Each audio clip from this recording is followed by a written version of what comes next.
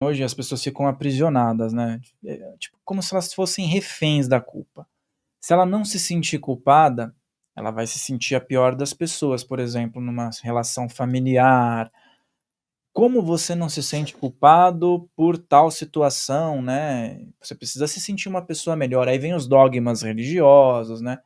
Mas o que eu percebo é o seguinte, o fato de forçar as pessoas a levantarem a mão, de repente, numa instituição: "Eu perdoo", isso não significa que a vida da pessoa vai ser melhor, porque eu vou dar um exemplo, eu vi um caso de 2 irmãos, tinham problemas com o pai lá. Um, socialmente, perdoou o pai, a vida dele foi terrível. O outro, que socialmente não perdoou, ele prosperou muito na vida, porque ele se desvinculou. Mas aí será que ele não entrou nessa situação que você mencionou e socialmente ficou parecendo que ele não perdoou nada, que ele não se sentiu culpado, ou até pode ter sido chamado de, sei lá, psicopata? Uhum. Esse caso aí que você tá me contando é interessante, porque assim, esse cara que se sentiu profundamente ferido pelo pai e que diz que perdoou, ele abafou uma emoção. Segurou ela aqui abafada e seguiu com esse abafamento dessa emoção aqui dentro do coração. O outro que falou: "Eu vou perdoar coisa nenhuma, esse velho louco, ele que vai para aquele lugar, eu tô puto com ele, ele vai ver só". Provavelmente ele foi para esse lugar do ele vai ver só. E ele trabalhou com qual energia? Da raiva, da expansão. A energia que a energia que vai. E o que ele fez? Ele pegou essa energia e foi. Ele provavelmente cresceu, prosperou e se desenvolveu em cima da energia da raiva, da indignação. Isso é bem comum. Muitas pessoas crescem, prosperam e se desenvolvem em cima da energia da raiva e da indignação. O que isso significa? Que em algum momento, ali na frente, ele vai precisar rever a motivação desse crescimento. Senão ele vai se sentir extremamente sobrecarregado. Em algum momento ele vai começar a se questionar assim: será que vale a pena tudo isso que eu fiz? Será que isso aqui vale a pena mesmo? Será que essa empresa vale a pena mesmo? Será que esse negócio vale? Em algum momento ele chega nesse ponto. Não que a riqueza, a prosperidade, a empresa seja algo negativo, não. É que ele estruturou o crescimento numa energia de ódio, de raiva e de vingança. Ele não construiu tudo aquilo para o seu desfrute. Ele construiu tudo aquilo para esfregar na cara do pai. Então, o que se vê é isso. E aí, olha que interessante, se a gente está falando de energia, e se a gente está falando de se expandir ou de se reprimir, a energia que expande, ela ainda te leva um pouco mais para frente. Ela ainda te impulsiona e te empurra um pouco mais para frente. A energia que sufoca, que é a que gera sombra, que está mais preocupada com o que os outros estão pensando do que efetivamente em respeitar o que você está sentindo, ela te apaga. Então, assim, se eu sei que o meu nível de consciência é limitado, eu não tô dando conta de perdoar, eu tô com raiva, eu não conheço nada de terapia, eu tô perdidão na vida. Se eu pudesse escolher, o que que eu escolheria? Eu escolheria assumir a minha raiva, o meu ódio e a minha indignação e seguir nisso. Porque pelo menos eu ia seguir explodindo essa coisa do que sufocar, jogar debaixo do tapete e ainda tá debaixo de uma estrutura de um tal de um certo, um jeito certo. Percebe? Uhum. Então, eh, o movimento social, além dele não colaborar com a sua expansão enquanto ser, enquanto indivíduo, a sua liberdade, você poder se conhecer com liberdade sem querer sufocar sentimentos que foram considerados ruins ou feios, além dele te expandir nesse nível, além dele te impedir de se expandir nesse nível, esse condicionamento social, ele tem como objetivo manter todo mundo meio que abafado. É mais fácil controlar, dominar pessoas abafadas, entende? Pessoas abafadas tendem a ser mais adoecidas, menos perigosas, menos questionadoras. E pessoas explosivas, cheias de energia, que vai pra cima, de repente aquele que peita, aquele que e aí? Ele pode estar cheio de medo dentro dele, eu não estou dizendo que não tem, eu só estou dizendo que ele acaba indo com medo mesmo, ele vai nessa ida, ele vai, sabe, meio que dando cambalhota na vida? Ele vai indo, ali na frente a conta vai chegar, mas ele caminhou. O outro oprimiu, sufocou, acabou com a espontaneidade, ele não se permite, por quê? Porque precisa segurar a sombra. Ele precisa segurar a ideia de que ele perdoou. E se ele relaxar e se expandir, o que que vem para fora? A ira guardada. Então eu não posso deixar isso vir para fora, porque eu já me comprometi a dizer que eu sou um bom garoto e que eu desculpei todo mundo e perdoei todo mundo. E que ele vai honrar o pai dele pro resto da vida, mas o honrar para ele é ser aquele cara aprisionado, né. Acho que foi esse no exemplo. Sufocado, oprimido, Hum, apertado dentro dele, apagado. todo travado. E aí como é que a gente esse ponto é super interessante, tá.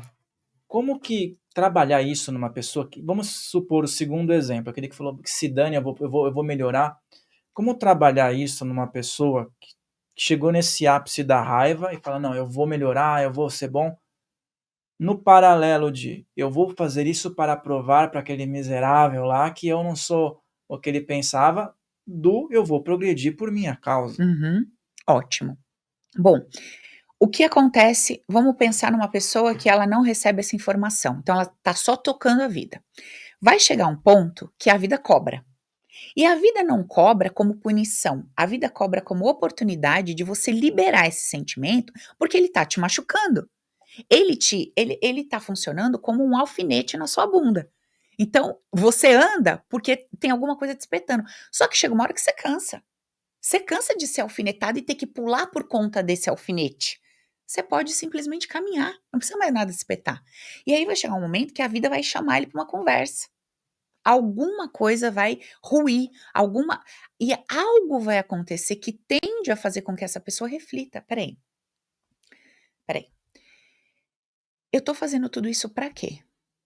Porque ela começa a ver que: "Espera aí, eu ganhei um monte de dinheiro, mas eu não consigo desfrutar desse dinheiro com alegria. Por que que eu não desfruto do meu dinheiro com alegria? Por que que a minha vida é me enfiar num escritório e ficar 24 horas por dia lá? E perder tempo momentos legais com a minha família, com a minha mulher, com os meus filhos, perder momentos legais com os meus amigos, sabe? Desfrutar dessa coisa toda que eu criei, que eu construí. Por que que eu não consigo ter prazer no desfrute? Porque ele nunca fez aquilo para desfrutar. Ele nunca fez aquilo pelo conforto, pela alegria. Ele fez para provar. Ele tá nessa missão. Ele tá nesse objetivo. E aí, se ele chegar nesse ponto e não, né, buscar uma terapia, alguma coisa nesse sentido, para ver o que que tem ali de baixo, ele tende a ir desmotivando, perdendo essa energia, perdendo essa energia. E aí é onde a gente vê as pessoas, às vezes se você conversa, por exemplo, com um homem de 60, 65 anos, você fala para ele: "Nossa, mas, você tá tão diferente, porque você era um cara e você é outra pessoa completamente dife". Eu tenho um tio que é essa situação. Você olha o meu tio, depois que minha priminha nasceu, você fala: "O que que aconteceu, tio? Você era um cara todo enérgico, todo bravão, todo não sei o quê. Quando a neném nasceu, você virou uma manteiga derretida. Você que aconteceu? Você desconfigurou, assim, sabe?". Então o cara ele estava num lugar cheio de pressão, cheio dessa energia, e a um impacto externo, alguma coisa acontece na vida dele que desmonta. E ele vai lá para o outro extremo, ele desmonta tudo aquilo. Então, a vida na sua sabedoria, ela dá conta de ensinar.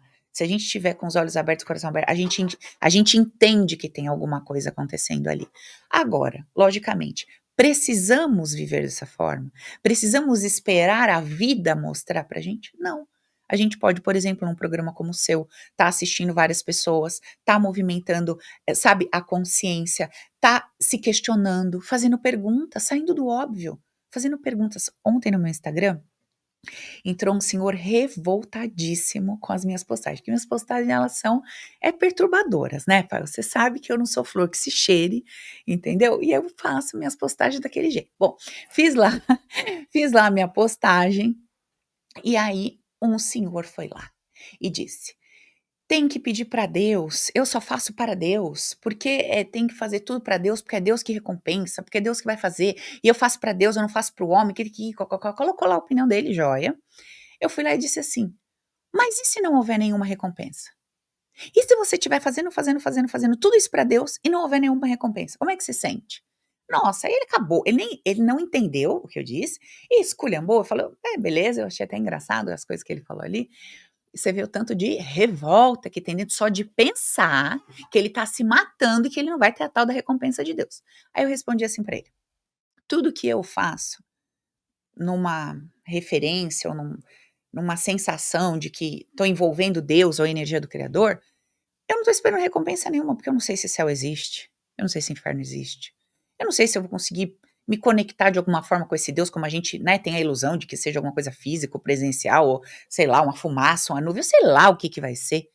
Então, eu simplesmente estou cuidando das minhas emoções, tentando limpar o máximo possível minha percepção distorcida a respeito de todas as criaturas desse Criador.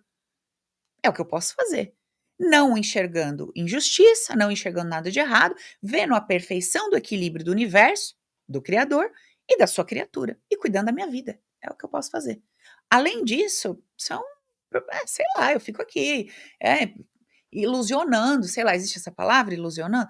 Sei lá, Sim. eu fico aqui criando na minha cabeça possibilidades do que é, do que não é. Se eu fizer isso, Deus aquilo, Deus deve pensar assim, Deus deve pensar assim, imaginando a loucura, né? Eu imagino Deus olhando pra gente, o ser, né, a criatura, querendo dizer como é que ele pensa, dizendo como é que ele sente. Eu acho que deve ser cômico, né? É, humanizar, né, porque como É, esse senhor falou, é como se ele falasse assim: "Ó, fui lá, sei lá, na missa, no culto, não sei aonde, Deus olhou lá em cima e falou: "Opa, pessoal, marca aí, é, ponto pra ele, com recompensa ele não foi, tá ferrado". aham, É como se fosse isso, é, essa base de compensação.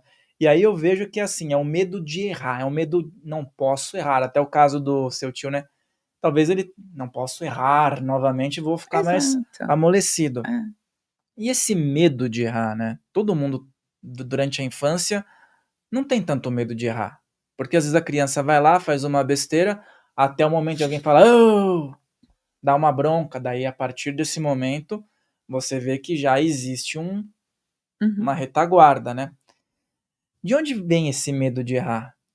Dentro das estruturas, que você estuda, né. Então, absolutamente de uma punição. E essa punição pode ser colocado fora, não vou fazer parte, né, não estou sendo aceito, não vou ser aplaudido, eu não vou receber amor, não vou receber carinho, afeto, acolhimento, tudo relacionado a isso, o que eu perco. E aí, o problema é que isso é sustentado ao longo da nossa vida pela ideia de que nós precisamos ser pessoas melhores. Nós precisamos ser a nossa melhor versão. Então, quer dizer, tem a sua pior versão, que é entendeu? Uma coisinha esquisita, e tem a sua melhor versão. E você tem que batalhar para ser a sua melhor versão. Com base em quê? Em estruturas físicas materiais. Ninguém propõe que você seja a sua melhor versão no seu mundo interno. Ninguém diz para você assim: vem cá, eu quero que você seja a sua melhor versão, limpando todas as emoções tóxicas que arrebentam você por dentro. Não. A pessoa fala que você tem que ser sua melhor versão perdoando o coleguinha. Você quer matar o coleguinha, mas ela diz que você tem que perdoar. Ela diz que você tem que virar uma chave dentro do teu coração e parar de sentir o que você sente, como se isso fosse possível. Escuta aqui, você odeia tua mãe, não odeia? Odeio. Você tem que parar com isso. Eu não sei como é que uma pessoa que escuta um negócio desse não dá uma voadora na boca da outra. Eu daria.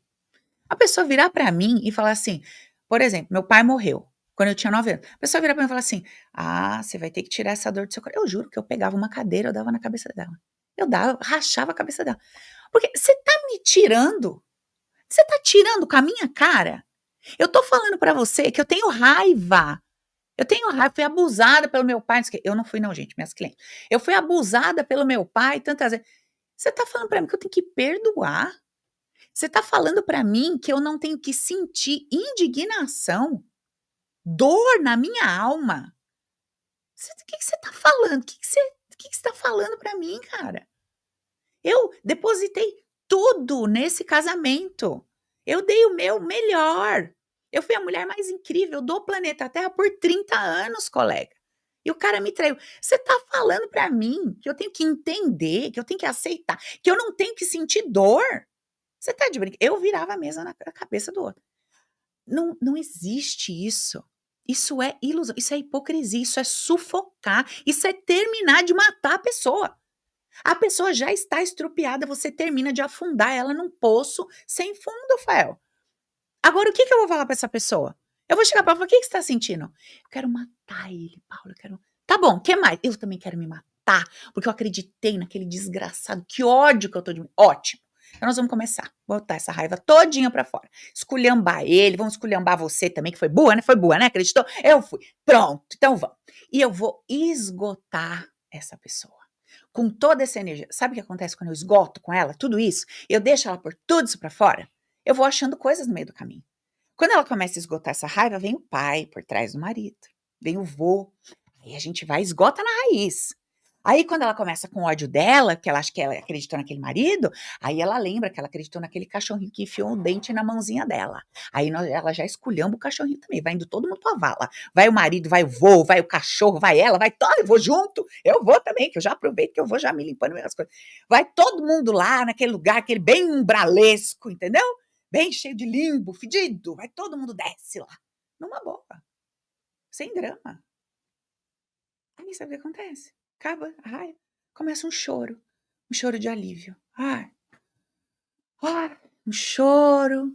Aí a gente vai saindo da lama, aí a gente dá uma mergulhada numa cachoeira para tirar aquela coisa esquisita que a gente tá. Aí vai lavando, vai limpando. Aí a gente senta numa mesa, bota um café, começa a conversar.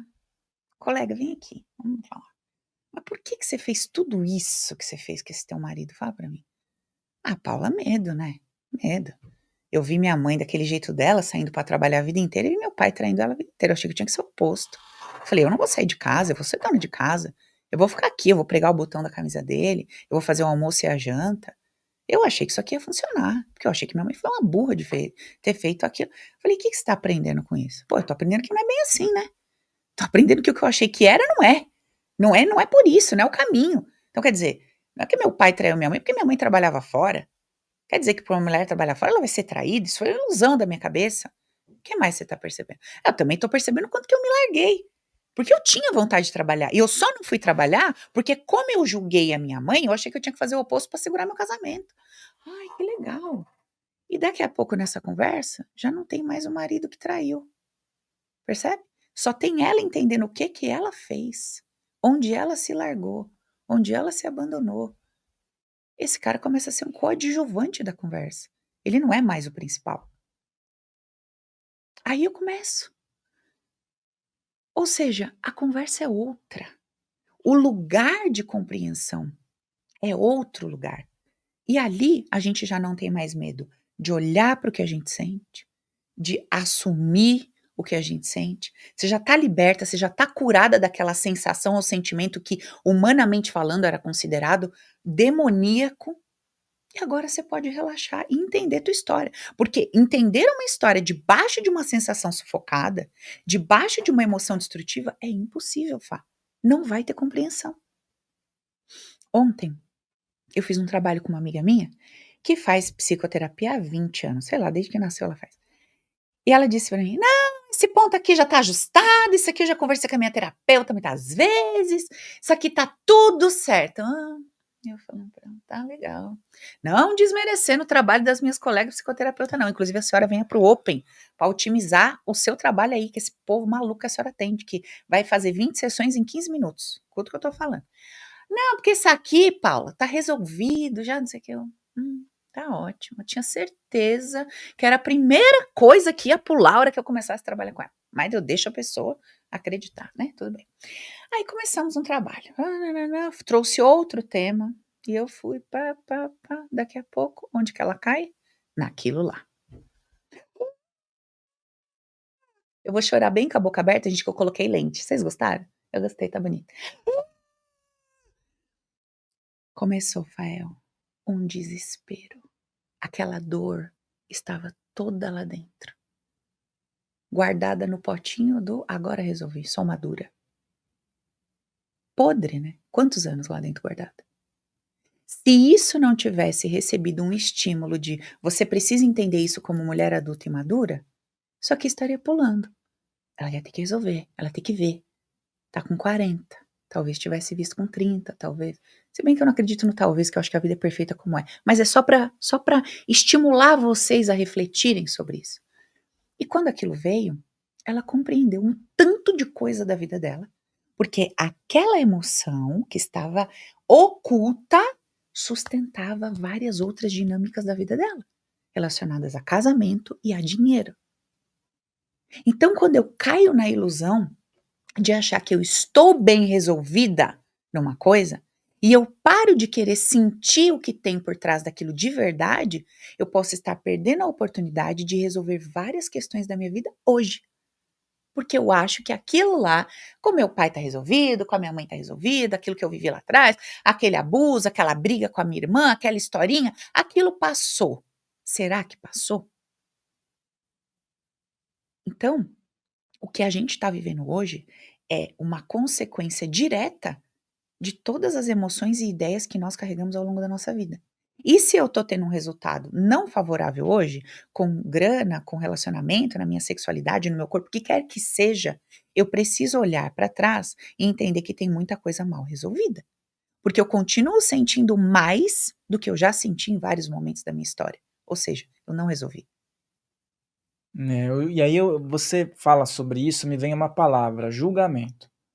A questão do julgamento ela é muito ampla hoje em dia, né. Por exemplo, se você que está em casa olhasse para cá e achasse que a gente tem receio do julgamento, provavelmente você nem clicaria nesse título impactante. Se a gente colocasse assim: "Viva bem", pouca gente ia clicar, né. A gente coloca um título desses mesmo para você clicar, vir aqui receber essa bomba de conteúdos aí. Então, vamos falar sobre julgamento. Lembra de deixar o like, ó, manda para aquela pessoa que você debate, que você fala, que você quer que ela tenha um conteúdo a mais. Manda para o máximo de pessoas, vamos combinar isso? Escreve aqui nos comentários, coloca teu feedback. Lembra que a Paula sempre interage aqui com os comentários, então vai escrevendo. Aí a gente entra no julgamento. Tudo isso muitas vezes é feito por medo de um julgamento. Então, assim, eu não posso. O pai bateu, espancou, ou então é o marido, mas a sociedade vai me julgar se eu virar as costas para essa pessoa nesse momento. Sendo que ela quer virar as costas, ela quer ficar sossegada no canto dela. Então, como esse medo, como lidar com essa libertação, né, em relação ao julgamento? Eu acho que isso é um ponto super importante para a gente falar agora. Beleza. Então vamos lá. O que é o julgamento? É uma opinião que eu emito a respeito de qualquer circunstância, baseado no meu filtro. O que é um filtro? Filtro é um conjunto de emoções que eu carrego encapsuladas por ideias. Posso chamar de filtro, posso chamar de crença. Emoção, embaladinha numa ideia, é uma crença, é o meu filtro. Então, quando eu me deparo com uma circunstância, com um fato, com um evento, eu vou inconscientemente e de forma automática solicitar que o meu filtro me traga uma leitura sobre o que eu estou vendo. Muitas vezes a gente consegue racionalmente compreender um evento de uma forma, só que o nosso sentimento não acompanha essa razão. Então eu tô olhando para aquilo e tô dizendo assim: "Cara, tá tudo bem, isso aqui é normal". Só que o meu sentimento não tá acompanhando a minha razão. E aí você fala: "Como assim? Espera aí. Eu tô compreendendo o que está acontecendo aqui, mas ainda assim eu tô sentindo dor. Por que que eu tô sentindo dor? Se a minha razão está conseguindo compreender, por que que eu estou sentindo dor? Eu não consigo desvincular o meu sentimento dessa percepção um pouquinho mais alinhada que eu estou tendo aqui. O que está acontecendo aqui? O julgamento, geralmente, ele nem te permite chegar nesse ponto. O julgamento, ele vem como uma avalanche. Então, a minha percepção sobre o fato, ela vem assim atrás de mim um maremoto que me cobre qualquer possibilidade de perspectiva mais racional, cobre tudo aquilo e eu simplesmente sinto e começo a criar uma narrativa para justificar o que eu estou sentindo. Por isso que, Fael, o que acontece? A gente pega um fato, você bota um fato numa televisão, dá play, tem 10 pessoas sentadas assistindo aquilo. Cada pessoa tá tendo uma sensação, uma emoção e vai explicar a partir de um ponto de vista o que ela tá vendo acontecer ali. Geralmente é o que a gente vê em debates. Então você pega uma galera que é da turma da direita, uma galera da turma da esquerda, levanta uma bola, você bota um fato lá. O que acontece? A galera da direita vai ter uma percepção sobre aquela dinâmica com um pacote emocional. E a galera da esquerda, ela vai ter uma outra perspectiva com um pacote de emoções. E geralmente, quando um grupo traz a sua expressão, o outro grupo se sente indignado. Porque não diz respeito ao fato e nem à minha opinião política, diz respeito às minhas dores e feridas.